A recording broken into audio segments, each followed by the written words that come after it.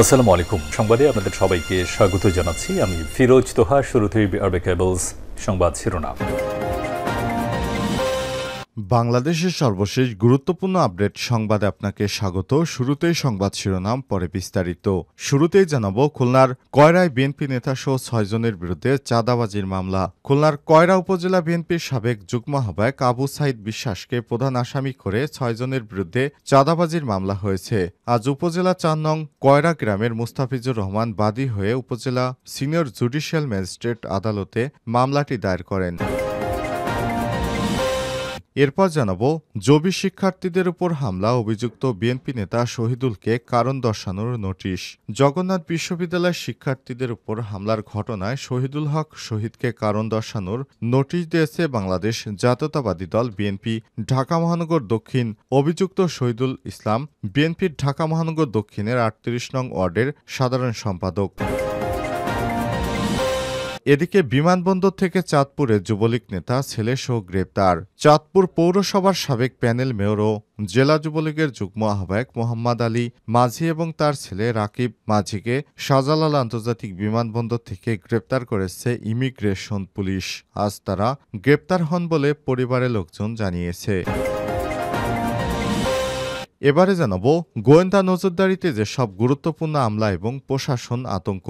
বিগত আওয়ামী লীগ সরকারের ৩ আমলে প্রশাসনের গুরুত্বপূর্ণ পদে দায়িত্ব পালনকারী কর্মকর্তা ও কর্মচারীরা রয়েছেন গোয়েন্দা নজরদারিতে। বর্তমানে ওএসডি বিশেষ ভারপ্রাপ্ত কর্মকর্তা থাকা কর্মকর্তারাও নিশ্চিন্তে নেই, কারণ বাধ্যতামূলক অবসরের আতঙ্ক তারা করছেন। যে কোনো সময় তাদেরকে বাধ্যতামূলক অবসরে পাঠানো হতে পারে।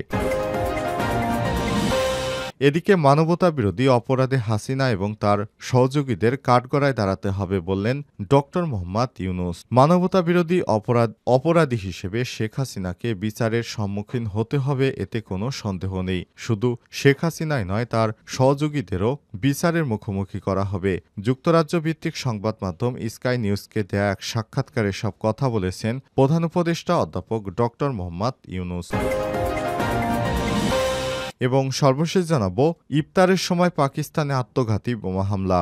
পাকিস্তানে ইফতারের সময় জোড়া আত্মঘাতী বোমা হামলায় একজন শিশুসহ অন্তত ১২ জন বেসামরিক লোক নিহত হয়েছে।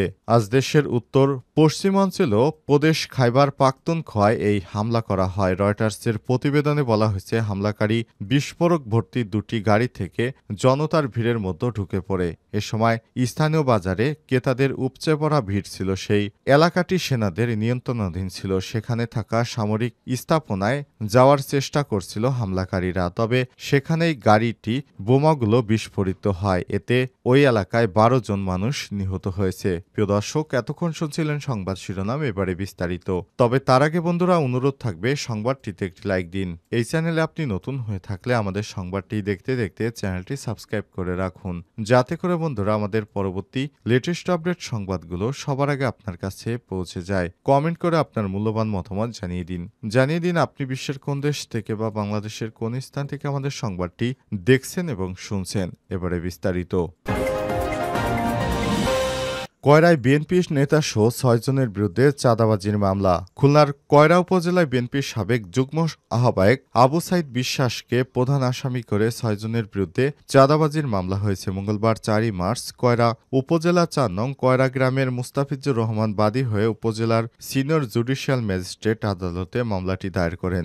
মামলার অন্য আসামিরা হলেন মাঠবাড়িয়া গ্রামের মুস্তাফিজুর রহমান, মেহেদি হাসান রানা, জিয়াদ আলী ইয়াসিন ও খুলনার বয়রা গ্রামের ফরহাদ হোসেন। মামলার বাদী উল্লেখ করেছেন তিনি মাঠবাড়ি গ্রামের সুভাষচন্দ্র মণ্ডল, নিরাপদ মণ্ডল, মোহাম্মদ শাহবাজ আলী ও আসাদুল ইসলাম সহ ১৬ জনের জমির মালিকের কাছ থেকে ৫ বছর মেয়াদে ৩ থেকে ৪ হাজার টাকা চুক্তিতে সেখানে বাগদা এবং অন্যান্য গলদা চিংড়ি সহ অন্যান্য মাছ চাষ করবে। কিন্তু প্রধান আসামির নেতৃত্বে অন্যান্য আসামিরা বাদীর কাছ থেকে ৩ লক্ষ টাকা চাঁদা দাবি করে। একই সঙ্গে এলাকায় মৎস্য ঘের করতে হলে বাৎসরিক চাঁদা দিতে হবে বলে হুমকি দেয়। পরে চাঁদা দিতে অস্বীকৃতি করলে আসামিরা বাদীর মৎস্য ঘেরে প্রবেশ করে জাল টানা ও খেওলা জাল দিয়ে মাছ ধরতে থাকলে তাদের নিষেধ করা হয়। এ সময় আসামিরা উত্তেজিত হয়ে বাদীকে হত্যার উদ্দেশ্যে ঘিরে ধরে এবং ঘেরের মাছ লুটপাট করে নিয়ে যায়। আসামিরা ঘেরের রাস্তা রাস্তাঘাট কেটে দেয় যাতে করে ঘেরে কেউ না যেতে পারে। কেটে ৩০,০০০ টাকার ক্ষতি সাধন করে এবং বাগদা হরিণা, পার্শে, ভেটকি, তেলাপিয়া মাছ নিয়ে যায়, যার আনুমানিক বাজার মূল্য ২,৩০,০০০ টাকা। তাদের কর্মকাণ্ডে বাধা দেওয়া হলে আসামিরা মাছ ধরে নিয়ে যায় এবং দেশীয় অস্ত্র দিয়ে ঘেরে ভাঙচুর চালায়। তারা আসবাবপত্র ভেঙে পাশের নদীতে ফেলে দেয়। এতে ৪০,০০০ টাকার খরচ হয়। আদালত মামলাটি আমলে নিয়ে কয়রা থানার ওসিকে তদন্তপূর্বক প্রতিবেদন দাখিলের আদেশ দেয়। জবি শিক্ষার্থীদের উপর হামলা, অভিযুক্ত বিএনপি নেতা শহীদুলকে কারণ দর্শানোর নোটিশ। জগন্নাথ বিশ্ববিদ্যালয়ের শিক্ষার্থীদের উপর হামলার ঘটনায় শহীদুল হক শহীদকে কারণ দর্শানোর নোটিশ দিয়েছে বাংলাদেশ জাতীয়তাবাদী দল বিএনপি। ঢাকা মহানগর দক্ষিণ। অভিযুক্ত শহীদুল বিএনপির ঢাকা মহানগর দক্ষিণের ৩৮ নং ওয়ার্ডের সাধারণ সম্পাদক পদে আছেন। মঙ্গলবার ৪ মার্চ বিএনপির ঢাকা মহানগর দক্ষিণের যুগ্ম আহ্বায়ক দপ্তরের দায়িত্বে সাইদুর রহমান মিন্টু স্বাক্ষরিত এক অফিস বিজ্ঞপ্তিতে এই নোটিশ দেওয়া হয়েছে। নোটিশে বলা হয়েছে, গত ৩ মার্চ রাতে ধোলাইখালে জগন্নাথ বিশ্ববিদ্যালয়ের ছাত্রদের সঙ্গে সংঘটিত অপ্রীতিকর ঘটনায় আপনাদের বিরুদ্ধে উত্থাপিত অভিযোগের বিষয়ে পত্র প্রাপ্তির আগামী ৪৮ ঘণ্টার মধ্যে লিখিতভাবে কারণ দর্শানোর জন্য আপনাকে নির্দেশিত হয়ে অবগত করা হলো। জানা যায়, সোমবার ৩ মার্চ রাতে তুচ্ছ ঘটনাকে কেন্দ্র করে জগন্নাথ বিশ্ববিদ্যালয়ের শিক্ষার্থীদের উপর বিএনপি নেতা শহীদুলের নেতৃত্বে হামলা চালায় স্থানীয়রা। এতে আহত হন জবির ৬ জন শিক্ষার্থী। মঙ্গলবার ৪ মার্চ দুপুরে বিশ্ববিদ্যালয় কেন্দ্রীয় মসজিদ প্রাঙ্গণ থেকে এই বিক্ষোভ মিছিল বের করে শিক্ষার্থীরা। মিছিলটি পুরো বিশ্ববিদ্যালয় প্রদক্ষিণ করে প্রাঙ্গণে গিয়ে শেষ হয়। শিক্ষার্থীরা যে হাত ছাত্র মারে সেই হাত ভেঙে দাও, সন্ত্রাসীদের কালো হাত ভেঙে দাও, গুড়িয়ে দাও, আমার ভাই হাসপাতালে, খুনি কেন বাইরে সহ নানা স্লোগান দিতে থাকেন। এ সময় এক সমাবেশে শিক্ষার্থীরা বলেন যে সব সন্ত্রাসী গোষ্ঠী শিক্ষার্থীদের উপর হামলা ও চাঁদাবাজির রাজনীতি ফিরে আনার পায়তারা করছে। তাদের সাবধান থাকা দরকার। এদেশের মানুষ আর নব্য কোনো ফ্যাসিবাদ কায়েম করতে দেবে না। বারবার শিক্ষার্থীদের উপর হামলা হচ্ছে, এর একটা সুষ্ঠু বিচার হওয়া প্রয়োজন বলেও দাবি করেন শিক্ষার্থীরা। দেশের বিভিন্ন স্থানে বিএনপির নেতাকর্মীদের চাঁদাবাজি ও দখলদারিতে অতিষ্ঠ হয়ে পড়েছে সাধারণ মানুষ। বিমানবন্দর থেকে চাঁদপুরের যুবলীগ নেতা এবং তার ছেলে গ্রেপ্তার। চাঁদপুর পৌরসভার সাবেক প্যানেল মেয়র ও জেলা যুবলীগের যুগ্ম আহ্বায়ক মোহাম্মদ আলী মাঝি ও তার ছেলে রাকিব মাঝিকে শাহজালাল আন্তর্জাতিক বিমানবন্দর থেকে গ্রেপ্তার করেছে ইমিগ্রেশন পুলিশ। মঙ্গলবার ৪ মার্চ তারা গ্রেপ্তার হন বলে পরিবারের লোকজন জানিয়েছে। বিষয়টি গণমাধ্যমে নিশ্চিত করা হয়েছে আজ ৫ই মার্চ। চাঁদপুর সদর মডেল থানার ভারপ্রাপ্ত কর্মকর্তা ওসি মোহাম্মদ বাহার মিয়া বিষয়টি নিশ্চিত করেছেন।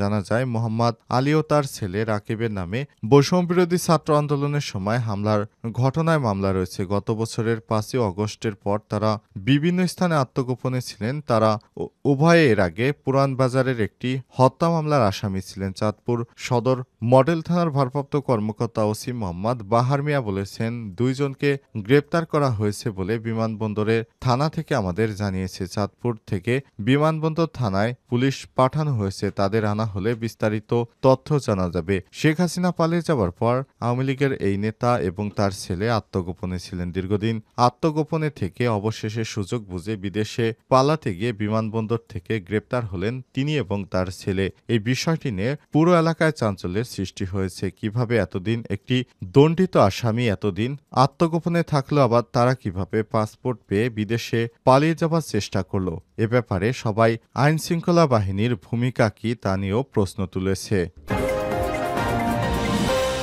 গোয়েন্দা নজরদারিতে যেসব গুরুত্বপূর্ণ আমলা এবং প্রশাসন আতঙ্ক। বিগত আওয়ামী লীগ সরকারের সময় ৩ আমলে প্রশাসনের গুরুত্বপূর্ণ পদে দায়িত্ব পালনকারী কর্মকর্তা ও কর্মচারীরা রয়েছেন। গোয়েন্দা নজরদারিতে বর্তমানে ওএসডি বিশেষ ভারপ্রাপ্ত কর্মকর্তায় থাকা কর্মকর্তারাও নিশ্চিন্তে নেই, কারণ বাধ্যতামূলক অবসরের আতঙ্ক তাদের মধ্যে রয়েছে। বিগত শেখ হাসিনা স্বৈরাচারের সময় তারা ৩টি নির্বাচনে অবৈধভাবে শেখ হাসিনাকে সহায়তা করে বাংলাদেশের মানুষের ভোট কারচুপির মাধ্যমে তারা নিজেরা সেখানে আওয়ামী লীগ সরকারের হয়ে আমলারা যেভাবে সরাসরি শেখ হাসিনার প্রশাসন সহায়তা করেছে জনগণের বাইরে গিয়ে এবার গণ অভ্যুত্থানে শেখ হাসিনা পালিয়ে যাবার পর আওয়ামী লীগের নেতাকর্মীরা যখন আত্মগোপনে তখন সেসব আমলারা পড়েছে বিপদে, কারণ এখন তাদের বাঁচানোর মতো কোনো রাজনৈতিক নেতা আর দেশে নেই। আওয়ামী লীগের নেতাকর্মীরা তারা বিদেশে পালিয়ে যাবার পর এখন সেই আমলারা পড়েছে মহাবিপদে। তারা বর্তমান সরকারের বিরুদ্ধে গিয়ে নানা সময়ে তারা মহাসমাবেশের মতো অনেক আন্দোলন গড়ে তোলার চেষ্টা করেছিল, যাতে করে আমলাদের কারণে এই অন্তর্বর্তীকালীন সরকার ব্যর্থতায় পড়ে। তবে সর্বশেষ ব্যর্থতার কোলে পড়েছে আমলারা। তারা বর্তমানে তাদের আগের যে ধরনের কুটচাল ছিল সেগুলো তারা এখন আর করতে পারছে না। অবশেষে তারা গোয়েন্দা নজরদারিতে রয়েছে। যে কোনো সময় ওএসডি সহ চাকুরি থেকে বাধ্যতামূলক অবসর করার পাশাপাশি বিভিন্ন পদক্ষেপ নেওয়া হচ্ছে এসব বিগত ১৬ বছরে যারা ফ্যাসিস্টদের দোষর ছিলেন সেসব আমলাদের বিরুদ্ধে। সুতরাং এসব আমলারা এখন পড়েছে মহাবিপদে।